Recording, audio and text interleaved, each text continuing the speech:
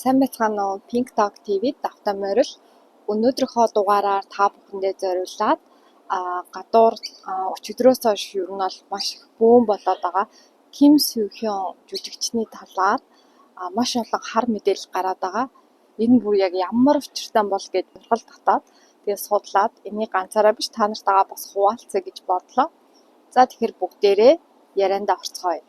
За тэгэхээр Ким Сёрон 2000 оны 7 сарын 31-нд төрсөн 9 настайгаас кино ертөнцид хөл тавьсан хамгийн анхны кино нь A Brand New Life гэсэн кино байсан. 2010 онд The Man from Nowhere гэсэн кинонд тоглож байсан. Хамгийн сүүлд 2016 онд Secret Healer гэх кинонд тоглож байжээ. За эдгээр жилүүдийн туршид жүжигчин бүсгүй маань бол өмнөд Солонгосын хамгийн эрэлттэй залуу жүжигчдийн нэг байсан. Гэсэн хэдий ч 2022 онд согтуугаар машин жолоодсны улмаас олон нийтийн шүүмжлэлд өртсөн.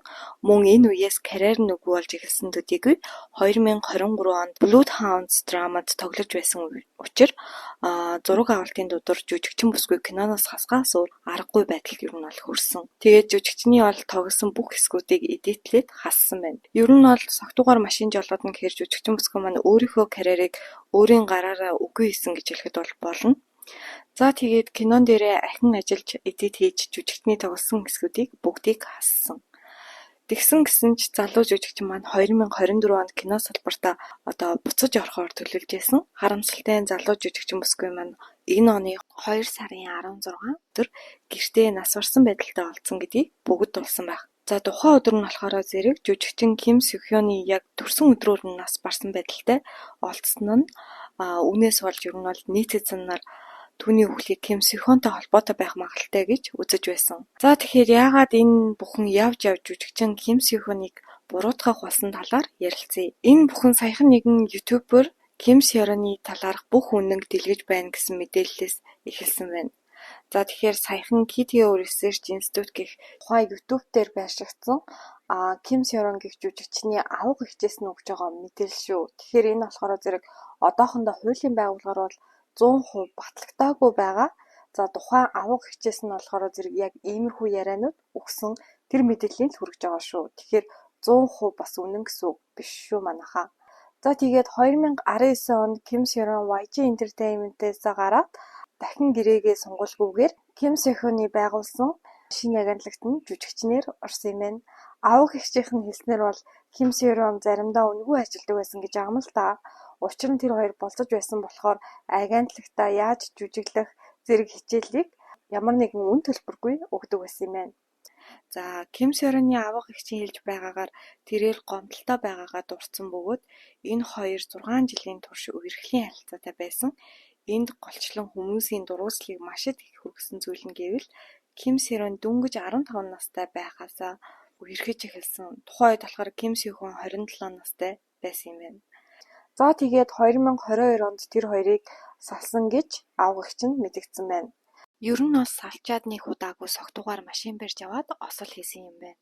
Тухайн хэрэг 2022 онд Ким Сёрон жүжигчин согтуугаар машин жолоодсны улмаас автотемрийн осол гаргасан штеп.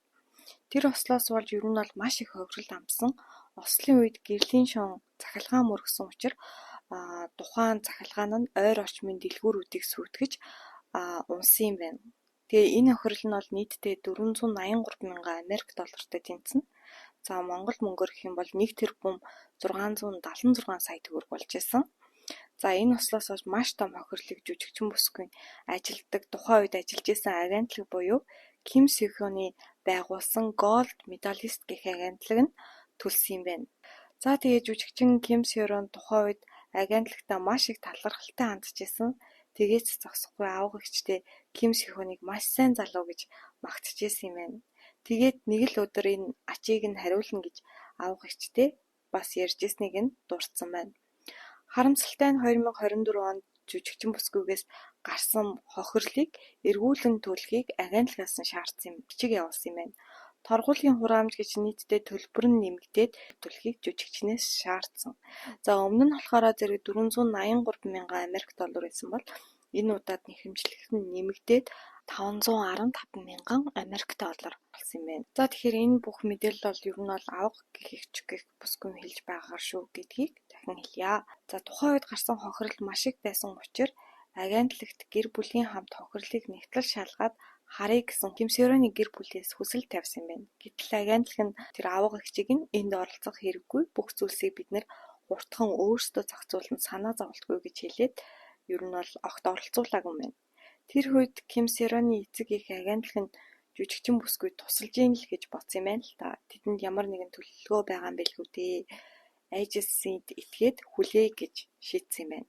Гэвч харамсалтай нь 2024 онд бүх бурууг тэдний гэр бүл тосон төдийгүй гинэт хуулийн дагуу хэмжлэл нээж эднээс мөнгө нэгсэн бичиг явуулсан юм байна. За энэ талаар бол аавга их чинь маш гомдолтой байгаагаа мэдээлсэн. За тэгээд ер нь бол үүнээс олж Сёрон хэд хэдэн удаа Сихонтой холбогдох гэж үзсэн. Харамсалтай нь түүнтэй холбогдох ямар ч боломж олдохгүй байсан. Бүсгүй бүр үеийнхээ утаснаас Сихон руу залгасан байна. Түүнээс олж Сихон үеийнхэн утасны дугаарыг жүжигчин бүсгүйн дугаар гээд ер нь сурвалжлагч нарт өгснийг нь олж мэдсэн байна. Яаж мэдсэн гэсэн чинь сурвалжлагч нар залгах үед үеийнхэн утсаа авсан чинь Ким Сёрон мөн үү гэж өөдөөс нь асуусан юм байна л да. Тэгэхээр зөвхөн Сёрон одоо үеийнхээ дугаараас ганцхан Сихон утсаа авахгүй байсан болохоор үеийнхээ утсаар Сихон руу залгасан. Тэгэхээр сурвалжлагч нар Сихоноос дугаарыг авсан юм байна гэж бодсон юм байна. За тэр үед жүжигчин бүсгүй бол маш их уруултыг мэдэрсэн. Тэгээд үүнээс олж Ким Сихон руу явуулсан нэг мессежийн сурвалжлагч нар олоод авсан юм байна. Энэ мессеж дээр юу гэж байгааг бүгдээрээ харцгаая. За мессежэн дээр болохоор зэрэг ахаа Сирон байна. Би болохоор зэрэг хуулийн байгууллагаас өгсөн тэр бичгийг өнөөдөр хүлээж авсан. Та одоо хуулийн байгууллагад нэхэмжлэл гаргасан байна. Би маш их ажиллаж байгаа. Тэгээд би маш шаргуу ажиллаж байгаа. Тэгээд ер нь бол урлагийн салбар дээр буцаж ирэх төлөвлөгөөтэй байгаа. Би танд болохоор зэрэг ажиллаа хийгээд тэгээд ажилласан хувь болгоноос хувьчлаад мөнгөний төлнөө. Би танд төлөхгүй гэж хэлээгүй. Одоо гин тэнийх мөнгийг асуух юм бол би яаж гаргаж өгөх юм бэ? Тийм болохоор одоохондоо би юу ч хийж чадахгүй байна. Тийм болохоор та надаа одоо туслаад өгөөч. Маш их гуйж байна. Энэ нэхэмжлэгээ буцааж болох уу? Танаас гуйж намайг авраач. Надад жоохон цаг хугацаа өгөөч гэсэн мессежийг ер нь бол явуулсан юм байна. За мөн энэ текст мессежээс гадна тэдний нэгэн зураг олон нийтэд бас дэлгэгдсэн. Энэ зургийг тэд үерхэж эхэлснээс хойш 1 жилийн дараа дарсан гэж хүмүүс таамаглаж байгаа юм байна. Мэдээж энэ зургаас өмнө бас бүсгүй өөр нэгэн хэний ч харж байгаагүй зургийг гинтл 3 сард дэлгэсэн юм байна. Энэ зураг бас нэлийн уймын самуун гаргаж байсан тухайд Queen of Tears гээд драма цацагдаж байх үеэр энэ зургийг өөрийнхөө хаягаас бүсгүй пост хийж оруулж байсан юм байна. Нийтизен нар зураг дээр хувцлалт үерхэд жилийн дараа авахулсан зурагтай адилхан байсан учраас энэ хоёр тухайн үед авахулсан зургууд гэж таамаглаж байгаа юм байна. За агентлагийн хувьд гэх юм бол тухайн зургийг Instagram дээр бүсгүй постлны дараахан мэдээлэл гаргаж ирсэн юм байна. Тэднийг үерхэж байсан гэсэн цуу ярианд огт итгээгүй. Дээрээс нь бүсгүй яагаад тийм зураг пост хийснийг бид мэдэхгүй гэсэн хариу өгч ирсэн. Харин аавга эгчийнх нь мэдээлж байгаагаар бүсгүй албаар дээр зургуудыг пост оруулж Ким Сихоныг өөрлөө нэргээд холбогдох байх гэж найдаж ийм үйлдэл гаргасан байх гэж хэлсэн. За харамсалтай нь залуу түүнийг энэ бүх хугацааны туршид игнор хийсээр л байсан. Энэ нь жүжигчин бүсгүйг бүр хар гүн рүү түлхэж байсан гэж мэдээлжээ. Тухайн үед гарч ирсэн агентлагийнх нь мэдээллийг жуулах юм бол өнөөдөр цацагдсан Сихон жүжигчний зургийн талаар бид албан ёсны мэдээлэл гаргаж байна. Тухайн зурагтай холбоотой Ким Сёрон, Сихон хоёр үерхэж байсан гэсэн цуу яриа ор үндэслэлгүй худлаа. Зураг өнгөрсөнд хоёр жүжигчин маань нэг агентлагт байх үедээ авахулсан л зураг. Ким Сёрон яагаад ямар зорилгоор энэ зургийг дэлгэсэн болохыг ойлгохгүй юм уу мэдэхгүй байна. Энэхүү зурагтай холбоотой буруу ойлголт болон учир утгагүй ор үндэслэлгүй таамаг гараад байна.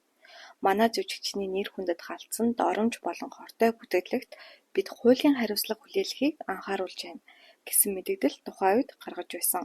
За энэнийхэн дараа болохоор зэрэг Ким Сёрон бас нэг мэдээлэл гаргасан юм байна. Сайн байна уу? Би Ким Сёрон байна. Эхлээд та бүхнээс өөрийн болгоомжгүй үйлдэл гаргасанд уушлал хүсэж байна. Хэдийгээр олон нийтийн мэдээллийн хэрэгслээр энэ бол цуу яриа худал хуурмаг гэж мэдээлж байгаа ч би энэ бүхнийг үнэн болохыг хэлмээр байна. Миний Instagram story дээр орсон зураг бол 2016 онд авахулсан зураг.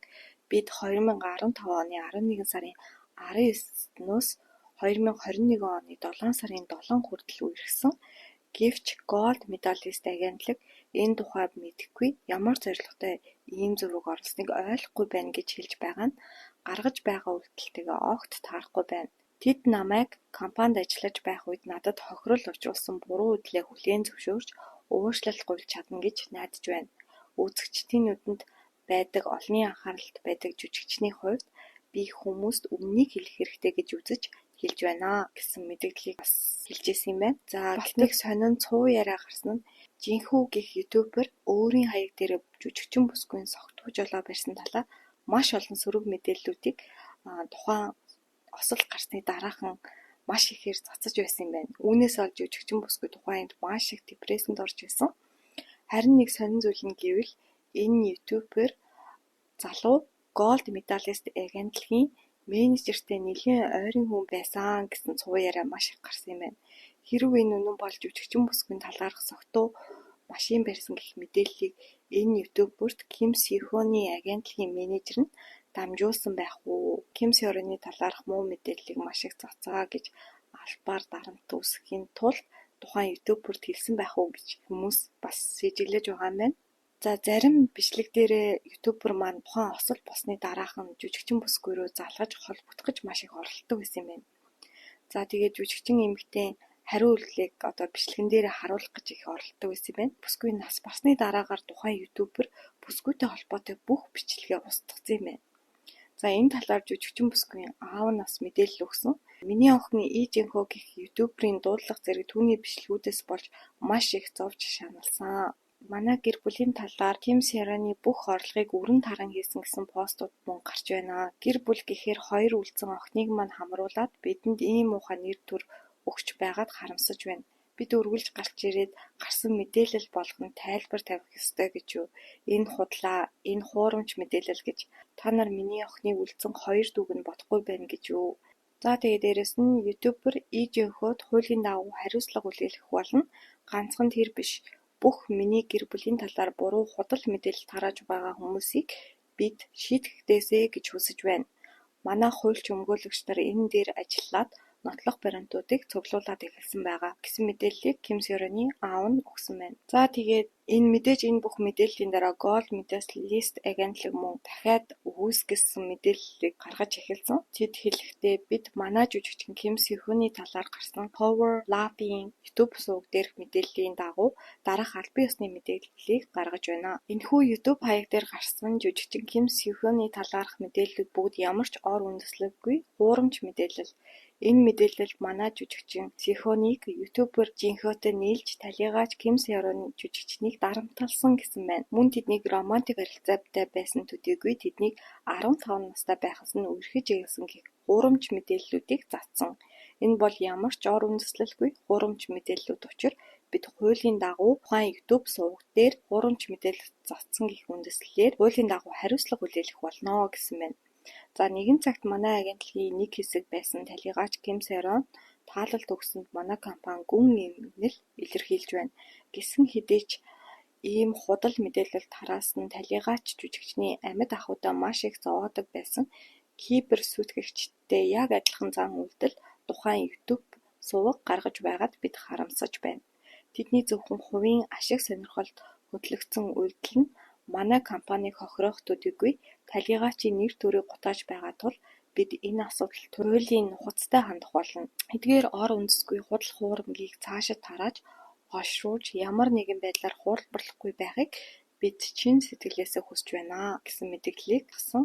За компани мэдээллийн дараагаар мэдээж YouTube-ийн зүгээс мөн хариу өгсөн байна. Ер нь бол хуулийн дагуу хариуцлага хүлээлгэн гинүү гэх байдалтай YouTube-ыг заналхийсэнд маш их дургуйтсан байсан.